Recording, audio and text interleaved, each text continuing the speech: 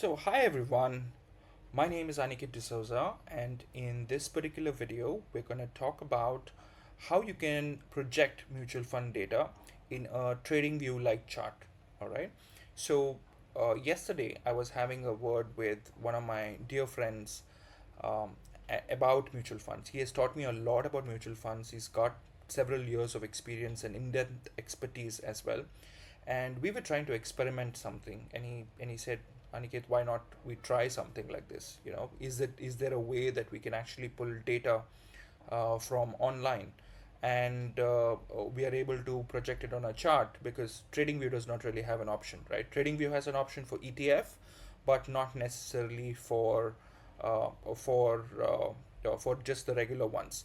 And the ones that have it, like let's say Value Research, or maybe some other platforms, they just show you a bit of line chart. You can't really analyze much. And for those who come with a little trading background, we have this tinkering habit, trying to figure out, saying, what if we could do this? What if we could do that? Right? So today in this particular video, we're going to figure that out. And what I'm going to show you is how I actually did it. So let's see what's on the screen. So if you see, have a look at it over here, what I've actually created, and this is something that you can create as well. All right. So what I've actually created is, it basically shows you all the funds. I think about 1,500, 2,000 funds that probably exist altogether, or more than that, right? All the funds are on the left menu. The left menu funds can be filtered by all these brands, and they can be filtered by factors. Like, these are the factors. In fact, for some reason we called it factors when we were planning it. And this is something that is done by sectors, because the reason why I added sectors is I was struggling to find mutual funds which are for the realty segment, because I wanted to invest in realty segment. And he told me, saying, why don't you just Google it? It's as simple as that. And I was like, okay. I could not find it for some reason, but anyway, let me do a check. And this time I kind of asked my second brain, and it kind of pulled out all of them, and I was able to do that, right? So I've never really invested in thematic or sector based mutual funds before, and we were just exploring it because we hit upon a subject which was something to do with momentum funds and active momentum funds and things like that. Things that are fairly new is what I thought. And what I did was, we actually thought about putting it in a chart format, something that we can control. So second brain concept is, like I said in my previous videos, even on the podcast, as well as in the previous video, where I ended up modifying Market 360 of Mark Minervini, where you can do whatever you want, right? You can add an indicator, you can throw in any kind of pattern or an analysis that you want, or you can do a screener. Everything can be custom built with a second brain concept. So if you haven't really watched those videos and have understood, this is how we did it, and this is how exactly I did it, I'm going to show how I did this in this particular video as well. So as you can see over here, the first part is, well, on the left side you see the menu. On the menu, I can just simply click on this, and you can see all the different data. These are all the NAV values. Based on the NAV values, we have actually put a 20 SMA line. On the weekly also, we've put a 20 SMA line. On the monthly also, you can actually see this data. This data is spanning from 2022, 30th August. You can see the date over here. All right. And another thing that I have done is, I have added this measure feature. Measure feature allows me to kind of be able to measure how much the market has grown. So if I click and drag it, you can see that I can measure it, like it says 430%, right? So I can just leave it here, and it says 423%, right? So similarly, let's say if I were to check in the last few months, and we were actually talking about this, where we were talking about a momentum fund, and we looked at the momentum funds because we use momentum strategy. You know that I already use momentum strategy, like VCP is a momentum strategy that I use. So we were like, okay, we need to compare ourselves as a benchmark, and if we were to compare ourselves as a benchmark, these mutual fund guys are our benchmark. So what has happened in the mutual fund space, that is probably better than us, or if we have been able to beat them, right? So this is where momentum comes in. Now, obviously my friend has a lot more data as to whether which momentum fund we should actually invest in, but we were actually coming down to active moment funds. So let me just type the word active so I get only the active ones. So you can see over here, this is the active momentum funds, and this is a weekly chart from April 2026 till now. If I see, you are approximately, this particular one, ICICI Prudential Active, is up 12%. If I look at the Kotak one, it from the bottom till now, it is up about, it says about 14%. If I look at Motilal Oswal, it tells me it went up to about 28%, and now I think it is somewhere, it's gone down a little.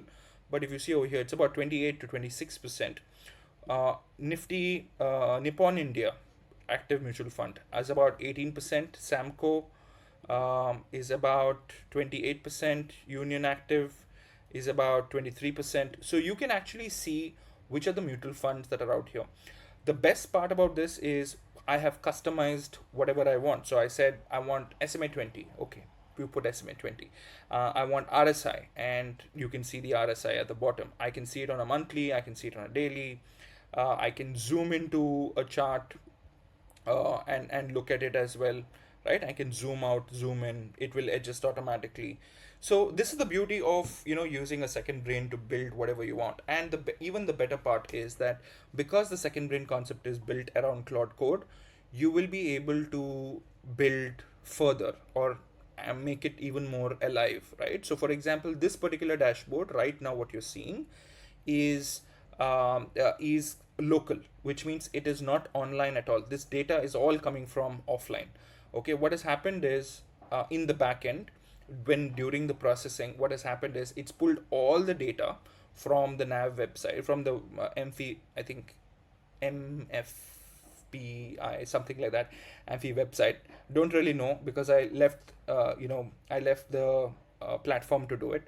So it pulled up the data, and once it pulled out the data, I also set a trigger for it that every day at around 11:45 a.m. it's going to, or I mean, I was thinking let's do it in the night. I might shift it to the night as well. Let's go and find the new nav for the previous day, because typically these navs update between 11 o'clock in the night. So I said, why don't we add this nav recording? Like, let's say a new nav will be recorded after this, and then let's do it automatically. So automatically this new nav will be updated in the system. So let me just quickly take you through the process of how I did it. Okay. And the way I did it is, if you can see my screen right now, all right.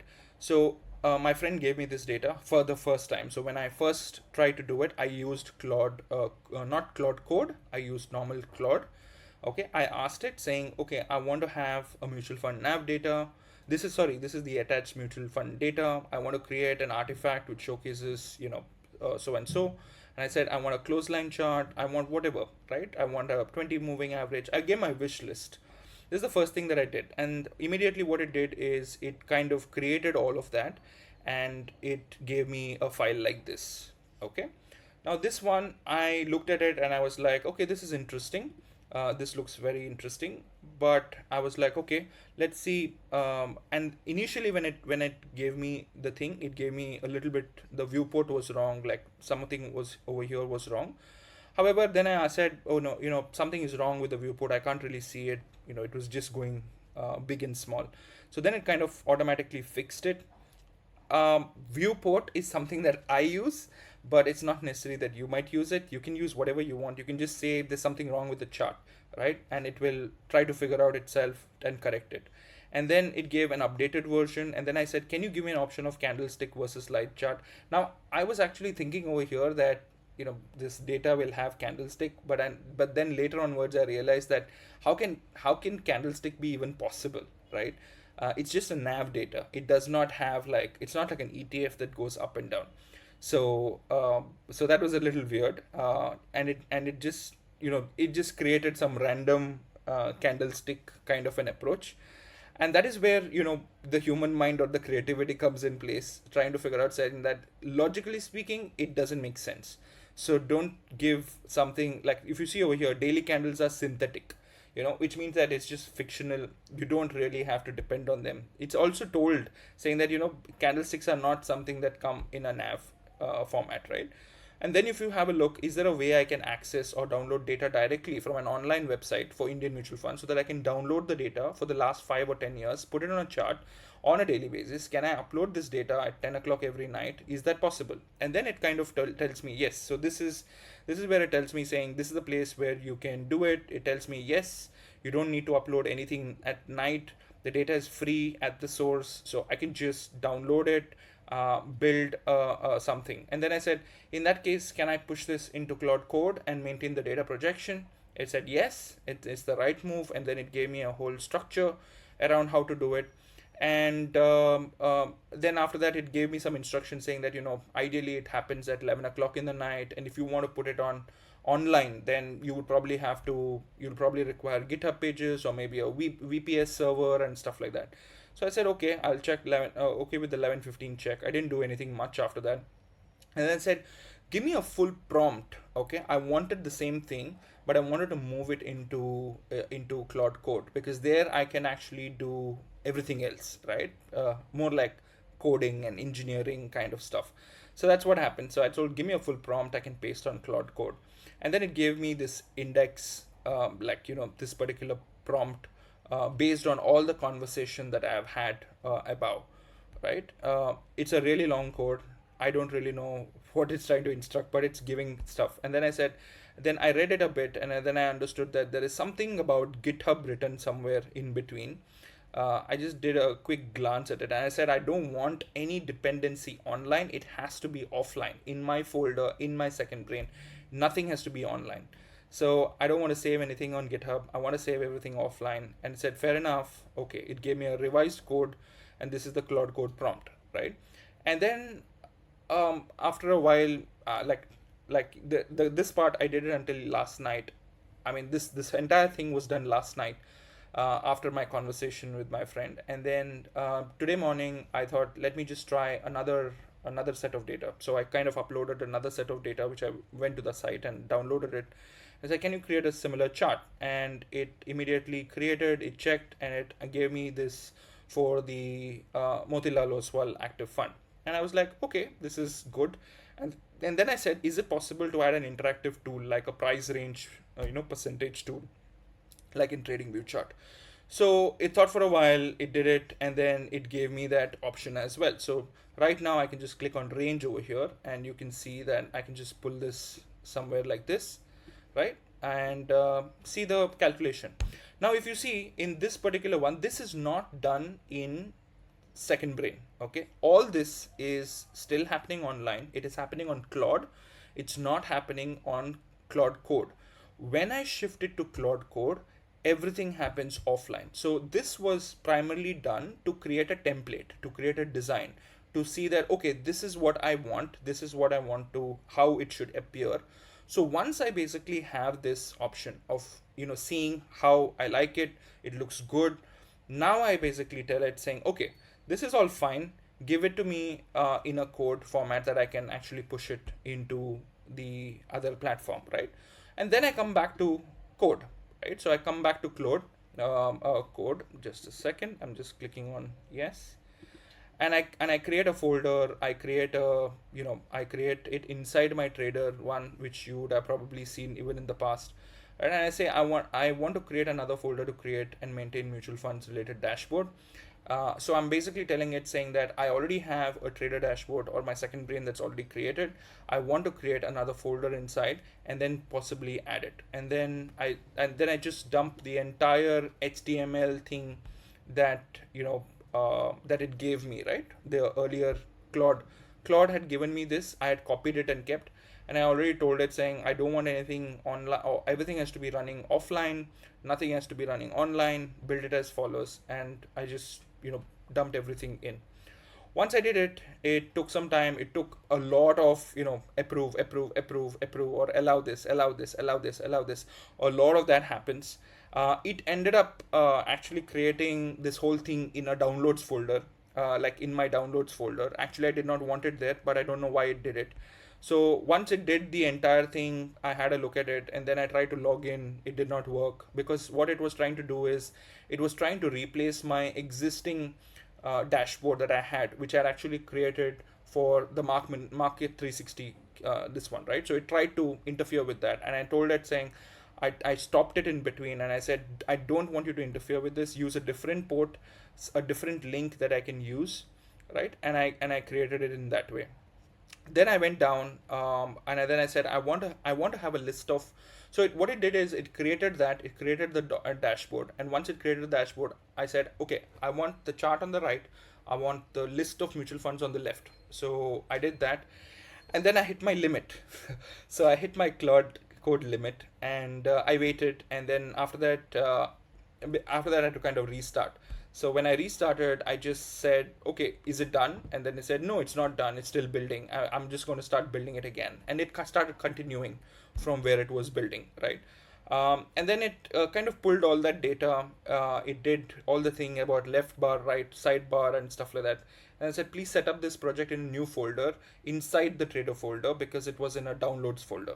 So then it said, I'll move the whole project from downloads into that folder. And then it kind of fixed all of that. It put the structure in, right? And it gave me all the information here. It gave me saying that, okay, if you wanted to run it on a schedule and you want to update it, it'll update.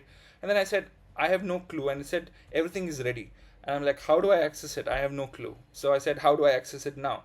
And then it told me, just go here, open this particular link, and just double click on index.html. That's it.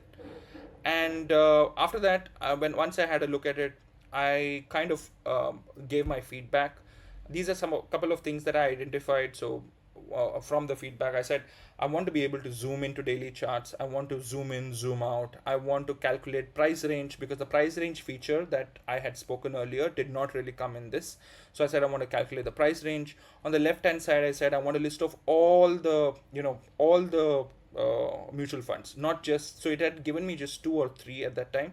So I said, I want all list of all the mutual funds, just add all of them, and do all of that, right? So this, after I said that, and it said, this is a solid feature list. Part 1, part 2 is itself technical, so it'll finish that first, and then it will kind of look at sourcing the data.